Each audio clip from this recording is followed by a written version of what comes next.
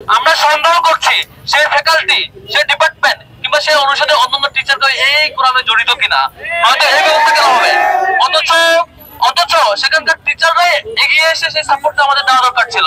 আমরা টাফসের জায়গা থেকে একটাই ক্লিয়ার কথা, যে কোনো ধরনের ধর্ষণ, যে কোনো ধরনের এই ধরনের সেক্সুয়াল হ্যারাসমেন্টের বিরুদ্ধে আমাদের জিরো টলারেন্স।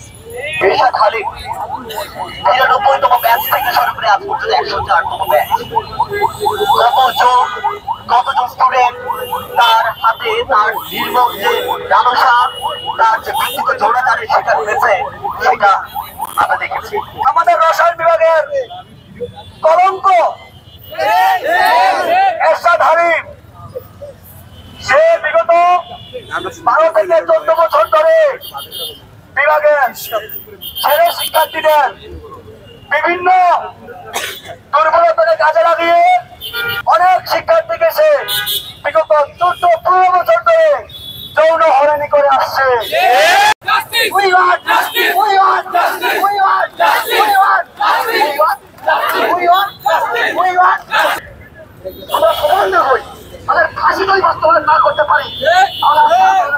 দর্শক দেখতে পাচ্ছেন ঢাকা বিশ্ববিদ্যালয়ের টিএসসির পাশে রাজু ভাস্কর্যের সামনে বিশ্ববিদ্যালয়ের শিক্ষার্থীদের একটি বিক্ষোভ। এই বিক্ষোভটি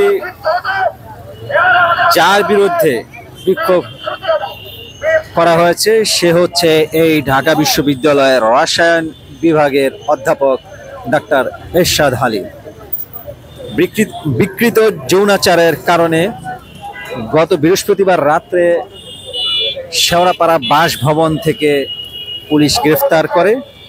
পরবর্তীতে একই বিভাগের রসায়ন বিভাগের ৯ জন পুরুষ শিক্ষার্থী মিরপুর মডেল থানায় এই শিক্ষকের বিরুদ্ধে বিকৃত যৌনাচারের অভিযোগে মামলা করে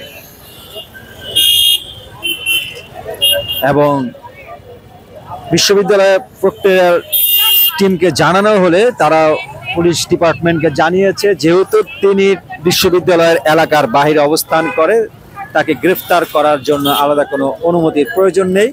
বৃহস্পতিবার রাত্রে তাকে গ্রেফতার করা হয়, আদালত তার জামিন নামঞ্জুর করে কারাগারে পাঠিয়ে দিয়েছে।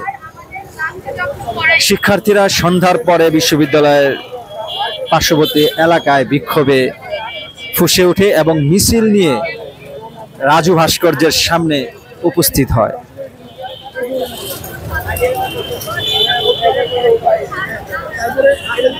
রসায়ন বিভাগের কয়েকজন শিক্ষার্থীরা গণমাধ্যমকে অভিযোগ করেন পরীক্ষার সমস্যার সমাধানের কথা বলে এই শিক্ষক বিভিন্ন সময়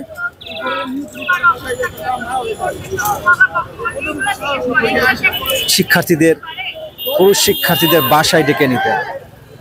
এক শিক্ষার্থী জানান পরীক্ষা সংক্রান্ত একটি ঘটনার কথা বলার জন্য তিনি শিক্ষকটির বাসায় গেলে প্রথমে স্বাভাবিক আলাপের পর দরজা জানালা বন্ধ করে দেয় এবং লাইট নিভিয়ে দেয়। এরপর তাকে অনাকাঙ্ক্ষিত নয় এমন শারীরিক স্পর্শের মুখে পড়তে হয় এবং বিষয়টি কাউকে না বলার জন্য ভয়ভীতি দেখানো হয়। ঘটনার পর তিনি মানসিক এবং শারীরিকভাবে অসুস্থ হয়ে পড়লে এটা ক্যাম্পাসে জানানো হয় এবং পরপর এই ঘটনাগুলো কয়েকজন শিক্ষার্থীদের মুখ থেকে যখন বেরিয়ে আসে তখন প্রশাসনের দৃষ্টিতে ঘটনা দেওয়া হয় এবং তারই অভিযোগের প্রেক্ষিতে গত বৃহস্পতিবার রাত্রে 11টায় ডাক্তার এরশাদ হালিমের বাসভবন থেকে তাকে গ্রেফতার করা হয়। আপনারা দেখতে পাচ্ছেন এখানে ডাকসু প্রতিনিধি রয়েছে। তদন্ত কমিটি হবে না কি হবে পরে, আগে বরখাস্তকরণ এবং সামগ্রিক একটা অ্যাকশনে যাওয়া, এই প্রমাণগুলো হওয়ার সাপেক্ষে প্রমাণ যেহেতু প্রমাণিত হয়েছে সাথে সাথে অ্যাকশনে যাওয়াটা ইউনিভার্সিটির দায়িত্ব ছিল। আমরা সন্দেহ করছি সেই ফ্যাকাল্টি, সেই ডিপার্টমেন্ট কিংবা সেই অনুষদের অন্যান্য টিচারকে এই কোরআনে জড়িত কিনা, হয়তো এই ব্যবস্থা কেন হবে। অথচ সেখানকার টিচাররাই এগিয়ে এসে সেই সাপোর্টটা আমাদের দেওয়া দরকার ছিল। আমরা টাফসের জায়গা থেকে একটাই ক্লিয়ার কথা, যে কোনো ধরনের ধর্ষণ, যে কোনো ধরনের এই ধরনের সেক্সুয়াল হ্যারাসমেন্টের বিরুদ্ধে আমাদের জিরো টলারেন্স। যে শিক্ষক, কর্মচারী কিংবা যে কোনো ধরনের হ্যারাসমেন্টের ঘটনা ঘটুক না কেন, যার মাধ্যমে হোক না কেন, সে যত বড় প্রভাবশালী হোক না কেন, তার শিকড় আমরা উপড়ে ফেলবো এখান থেকে। কোনো ধরনের সমকামিতা কিংবা ধর্ষণ এবং এই ধরনের সেক্সুয়াল হ্যারাসমেন্টকে আমরা কোনো ধরনের এই ক্যাম্পাসে সুযোগ দিব না। তার সর্বোচ্চ যে পানিশমেন্ট হওয়া উচিত, সেটি না হলে এই গরিবসের পিছনে যারা জড়িত থাকবেন, সে শিক্ষক কিংবা কর্মকর্তা, তার বিরুদ্ধে আমরা যথেষ্ট অ্যাকশনে যাবো ইনশাআল্লাহ।